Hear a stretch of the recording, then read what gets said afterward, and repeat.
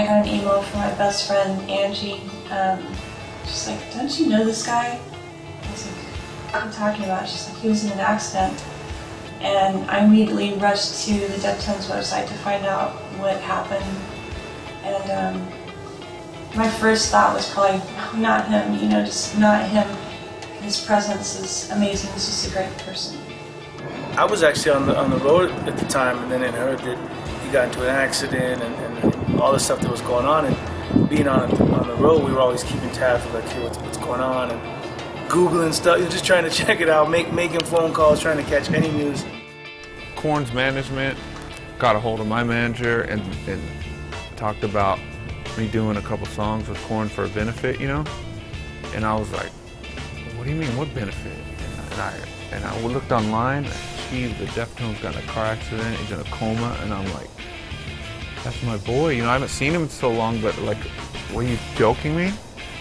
I don't wish that on no one, but if, out of all people, it shouldn't have happened to him, you know what I mean? Because he was like just the coolest guy, you talk to anybody that knew him, anybody out on the road, musicians, he was just the coolest guy. I toured with the Deftones back in like the 90s, and me and Chi were like the best buds on the road. He was just like the nicest guy you'll ever meet, just a genuinely nice dude. It seemed like he was like a nice guy trapped in a rock star life, like a nice normal guy. And then because he'd be like this normal dude, like just complimenting you and everything. Then he'd go on stage and look like a madman, just like a monster. He's just an original dude. Lots of love in his eyes and his smile, and one of the most passionate dudes I would watch on stage, just for his music, for the way he views life and the way he views things, whether it's political, whether it's social. He's one of those guys that has a voice, and he lets it go through his spoken word, through his poems, just in his music. He's a very, very passionate dude. He's just a great person, and he does so much for other people. Very giving and caring nature, and it's only natural that some of that giving, loving nature should come back to him.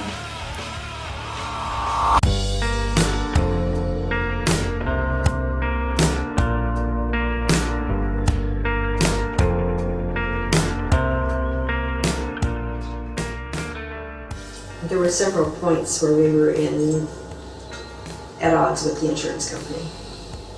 Well, they didn't want to cover it because they didn't find it necessary. They didn't think that. I don't think they just didn't think he could make it, so they didn't want to do anything for him. They covered to a certain point, but if you do not show that you are making continuous progress, then they will refuse to pay for your being there. I just figured that it was all good, it was all taken care of.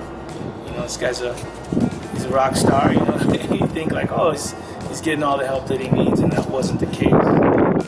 There were no more payments made on the house. There was not money in the bank. He did have a wonderful dream house in Sacramento, so that's gone back to the bank, and the cars are gone, everything's gone. It doesn't matter. It doesn't matter. What matters is Dad was still alive and he's fighting, and we could take care of him. But, to keep paying for his care we didn't know how that was going to happen. So the only option was to bring him home. And we insisted we weren't bringing him home unless his brain flap was back on, because we couldn't risk him falling. The first night of the accident, he impacted his head and the blood was building up, and they had to cut out a piece of his bone to relieve the pressure. And that stayed out for a month until he was stable enough to put it back in. The surgeon said he had to be more invasive than he would have liked to have been, because the brain had fused with the layer over it. So they had to cut into the brain to separate it. And that's where he lost speaking and doing the things he's doing.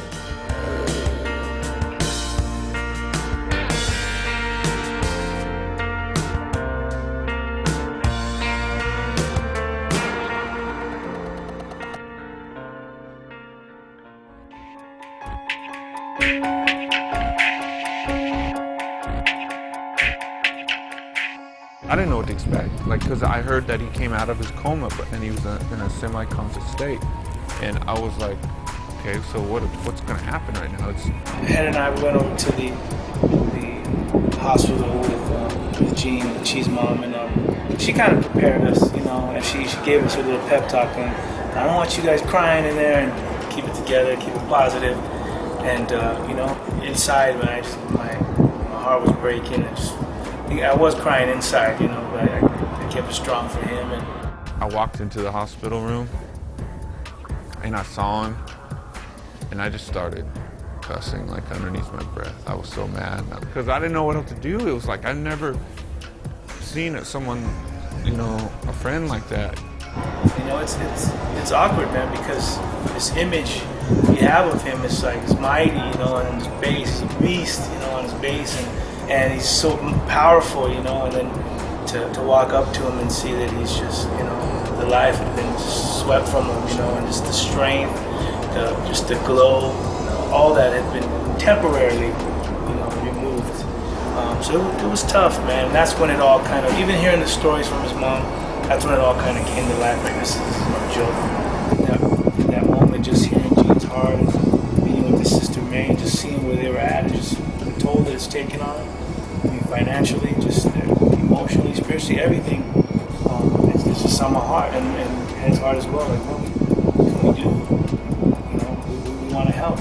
And that's when we teamed up with them and Gina, the One Love for Chi, and the rest is just us trying to put all the pieces together, man, and make it work. So here we are.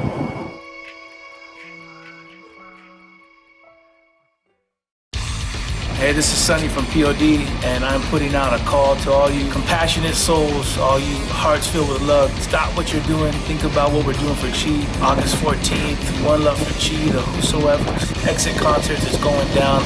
On August 14th at the Fairplex, we have P.O.D, Brian Headwell, Chariot, All or Nothing. We got the Metal Militia. They're going to be coming out doing freestyle jumps. We're going to do a huge skate demo. We're going to be doing like live painting and stuff, a bunch of LA underground artists. We're just trying to unite everyone together that's into all these different backgrounds. One Love for Chi. He needs us, man. We can't just shut the door. That's a selfish thing to do.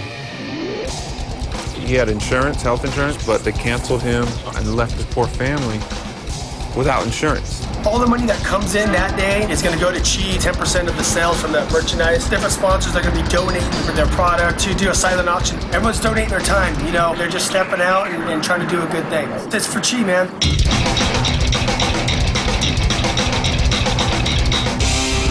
Free, it's fun, it's for Chi. You can't lose. So get involved, come out, have a good time, man, and support this. My heart right now is just to see anybody and everybody right now pray and ask God for a miracle. August 14th, One Love for Chi, the Whosoever's exit concert is going down. We're going to tell the world about our brother and the need that we have for him to come back to us. So keep him in your prayers, keep him in your thoughts, you know. OneLoveForChi.com.